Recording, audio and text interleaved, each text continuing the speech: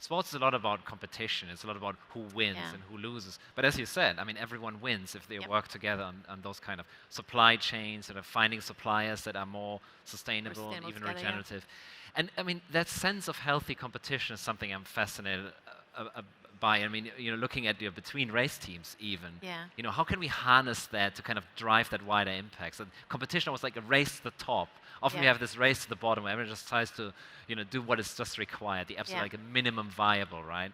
But how can we, that's so powerful, right, with sport and sailing in particular, that race to the top, right?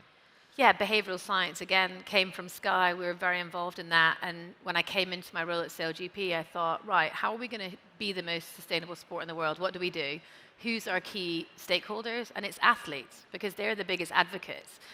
But then I thought, how do you kind of educate them and get them up to speed quickly? You've got to make them do it. And you can't just make them do it and it's not fun. So athletes are competitive. So as soon as we launched the Impact League in Plymouth, I think it was like 3 seasons ago, they all want to win, right? And they all want to beat each other. Ben Ainsley wants to beat Jimmy. They are unbelievably, they protest, they call me, they say each other are cheating. I had actually teams plugging in their power to other team bases. I've had people on flights taking photos of people in the wrong class. I mean, it got a little bit petty along the way, but actually what it shows you is they're doing it. And when they do it, you're educating them. And they don't even know it. So when we say eat plant-based, we then would get speakers in to say, right, why do you need to eat plant-based? Like, what are the benefits? How does this relate to climate change? So they're actually learning and changing their mindsets as they go. And that is what winning is. And they don't even know they're doing it because they're so desperate to beat the other teams. So I think it's behavioral science, and it could be employees, any audience. How do you incentivize them to do good? But don't celebrate people at the bottom. We have the most improved. We have like innovation challenges, because they did get a bit annoyed about maybe the American team was on the bottom a lot, and they said, oh, commercial partners won't sponsor us because I'm at the bottom. I said, be better, be more sustainable, right? But we just published the top 3, because it's about celebrating the good and the innovation. Absolutely, and it's that healthy competition that can really help, and taking some of that inspiration from the sport itself, then to drive that positive change. Yeah, but I suppose on that, it's sharing data. Like on our boats as well, it's not like America's Cup or Formula One. We have shared data, so it's one design boat, and that's super cool because the athletes definitely, it's about talent. And the same in sustainability. So for the Impact League, we've got a digital website, Cognizant built with us, our partner, and we've put all the data on there. So each team can get better by learning from each other. It's not about hiding your sustainable innovation. So I think that helps too, that transparency of data and sharing of what they're doing. Absolutely. I mean, in general, in the sustainability movement, there's this, greenwashing, of course, is very prevalent, but also green hushing, where people can't talk about it. I mean, our CEO at Forum for the Future, Sally Uren, she was kind of very much like, don't worry about those things. Just green doing is the new thing. Yeah, right? Just green celebrating and sharing. Yeah, exactly. Just getting things done. We talked a little bit about that kind of, and the impact across sports in general. Do you have examples of some of those initiatives that kind of could inspire this mindset shift in sport more broadly? Yeah, I think it's the Impact League. So obviously that's our podium for the planet. And the way it works is every team has a purpose partner. So they have great NGOs that work with them. And the money they win in the Impact League, because there's money involved, it's a prize, goes back to the NGOs. So I think that concept of Impact League into other sports is what's going to change the game. And I would say 15 sports are looking at it, but they're all too scared. Because when you go for it, you got to really own it. No private jets. You really will be under scrutiny. So for me, it's that Impact League. It's incentivizing behavior. It could be one thing, sustainable travel with athletes or sustainable food. But that's what I think is really going to shift sport. Also, I think sponsors are our biggest risk, but our biggest opportunity. And actually, MasterCard recently have kind of come out, and SAP actually, and said, we're not going to do this traditional sponsorship anymore. We're going to actually ask them, what's your net zero target? What's your CDP score? And they're only going to sponsor sports that have, or D&I strategy, only sports that they feel are sustainable. And that will change the industry. That's when a commercial director will go, oh God, I need to care about what a sustainable development goal is. Because unless the sponsors or broadcasters kind of put pressure on, sport won't change. So I always go out advocating, come on sponsors, get together, make your sports be better. Because if there's money involved, they'll do it quicker. Absolutely, as we said earlier, the power of investment, the power of money in general, but also the corporates. And you mentioned the collaborations beyond the sponsors, also with NGOs and so on as well. So it's that sense of creating an ecosystem around that impact focus, right? For sure. Just in terms of, you mentioned that the Impact League is a great way to engage athletes to kind of, and you talked about behavioral science. It would be great to kind of dig a little bit deeper on that. So how do you kind of engage athletes in particular to kind of encourage them to build that kind of purpose-driven mindset? Yeah, so the Impact League, we launched it with 10 criteria. So everything, like everyone, how do you travel, what are you eating, how are you collaborating, how are you using your voice, what are you doing around D&I, because sailing is not inclusive and we need to drive that. So it was kind of basic topics that you then got them to operate against.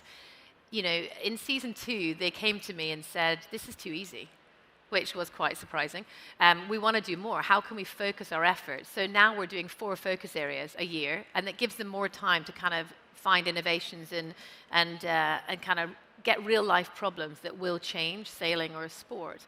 And then we have celebrity sustainable judges and experts who actually judge it. So it's more like an award, and it brings kind of the outside in to do that. So the way they're operating, it's making it business as usual to athletes, and then scrutinizing them. We audit our teams. We go around and look in their bins. You got to keep them doing it right and not be scared to have difficult conversations. If you work in sustainability, I feel like I've got rhino skin. All I do is have very difficult and direct conversations, but you have to engage with that. And athletes are people. You have to have an open conversation. If they don't like it, if they want to fly business class, you say, right, let's talk about that. Let me explain why that's an issue. So, it's that whole kind of debate around educating them. It's that engagement, as you said. It's like, don't be scared to talk about it. And those real life issues, like as you mentioned, the diet and food, like things that people can relate to. Yeah. Then, that can also be inspiring because, as we know, athletes are role models. Yeah, people look 100%. Up to athletes. Yeah, we looked at an MIT study the other day, which is a little bit scary, but also positive. And athletes, I think people were listening to athletes at like 3-4%. Now it's at like 40% because they're losing trust, obviously, in politicians and scientists. So we feel like athletes have such a responsibility, but it's unfair, look at the World Cup, to put athletes in a situation when they're commenting on things they don't know. So to be honest, we feel the Impact League educates them so they can authentically talk about it and lean into the issues, because that's where athletes are exposed, and that isn't fair. So again, rights holders, you should all educate your athletes on D&I and sustainability. This is the world they live in, and they need to understand it to be able to then inspire young people, because they will inspire people to change behavior, unfortunately, more than us. Absolutely. And you mentioned something important that is a key word is authentic. Authentic, yeah. Really engaging on that level where it's not seen as just paying lip service and just kind of symbolic to that point that we talked about, like greenwashing. It's about being authentic. Just before we open the floor for questions, just in terms of the host cities, I know you're going to be in Cadiz, right? Yeah, we're in Cadiz right now. Exciting. And so how do you see that impact through those host cities? I mean, but then, impact is a big word. I mean, I'm Global Director of Impact Forum for the Future, and with impact, it's very holistic. On a daily basis, I'm like, is it becoming a buzzword, or is it?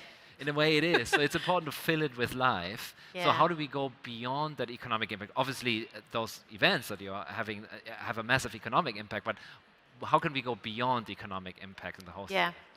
So kind of the holistic issue, I feel like I'm talking about issues more than opportunities, but I'm very optimistic. But sports problem is when host cities want a sport to go there, a major event or Sail GP, they want footfall. They want tourism. That is the main thing, the economic value of the sport, and they want international tourists. So what's wrong there? Carbon emissions. So that is flawed. So the whole sector, and we're a founding member of the UN Sport for Climate Action Framework, we've got to get together and try to kind of speak to host cities and say, right, how do we value sport more than economic and football? Because we're not going to be able to travel, and that's going to have to change. So that's the holistic approach. I think Sail GP, we try to work with each host city. So we work with CDP, and we've created a city charter, which is to start conversations. We do work with really sustainable cities like Copenhagen, but then we do work with cities. Last weekend, we're in Toronto, which is one of the most polluted cities in the world. So they're on different journeys. So you have a charter that kind of talks about topics, and then through the charter, you say, right, what local issue can we help you with? So either clean energy or blue carbon, ocean conservation. There are 2 areas that we're focusing. So how can we help you drive change? And it's got to be bespoke. You can't just say, oh, we're coming in to do this project that makes us look good. It's got to help solve a problem. So we've done everything from seahorse hotels, breeding hotels, kelp restoration, seagrass, solar panels. I mean, you name it, we've done it, to be honest. Seabird conservation.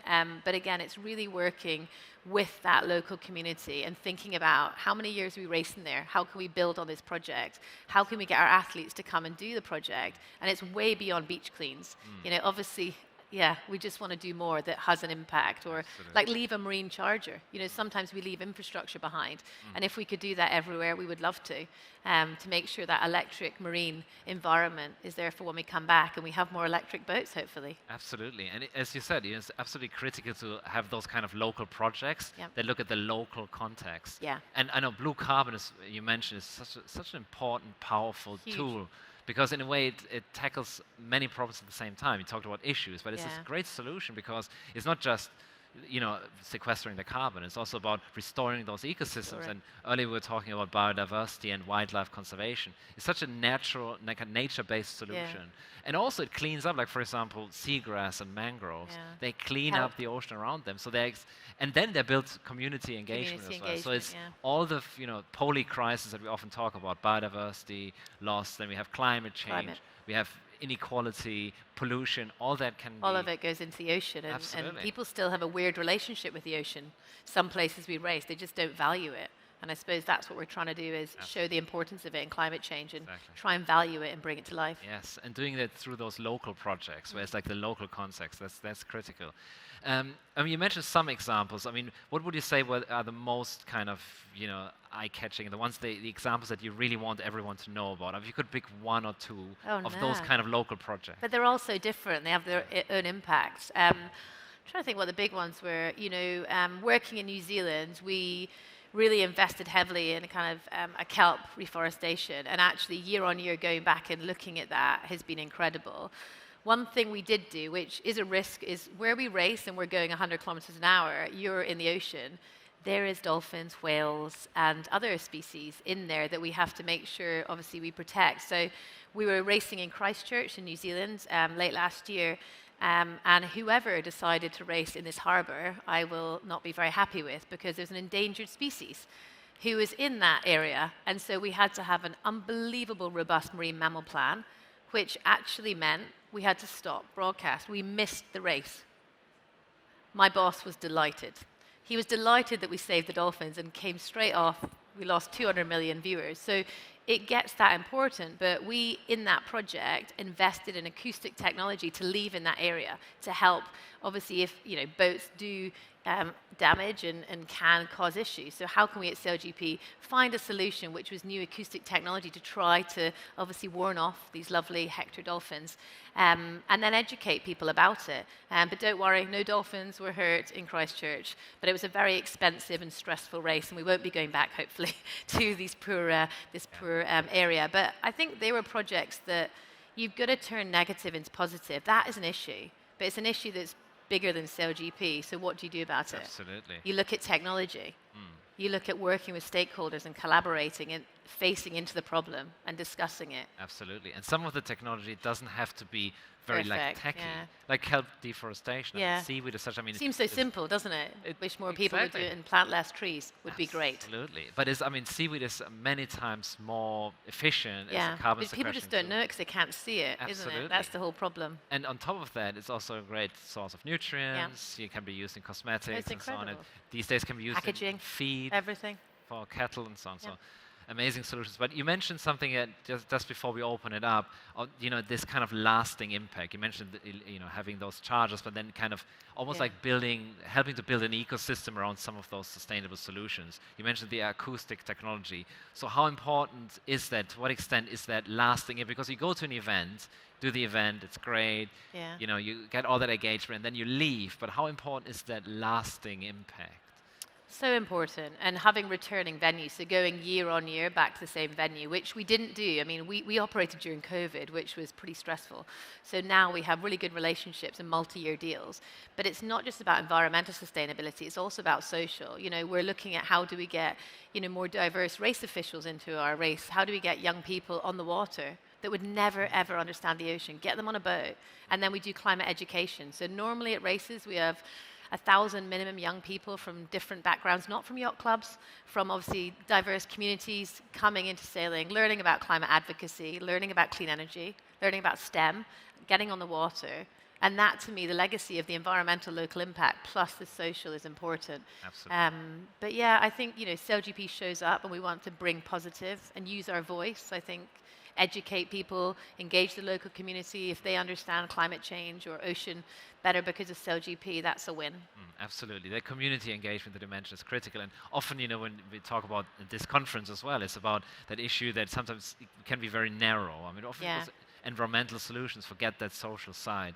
So it's great to see that Sail GP looks at that social. It's got to be holistic. You know, sports come up to me and say, "I've only got one budget. Do you think I should help out gender equity or climate?"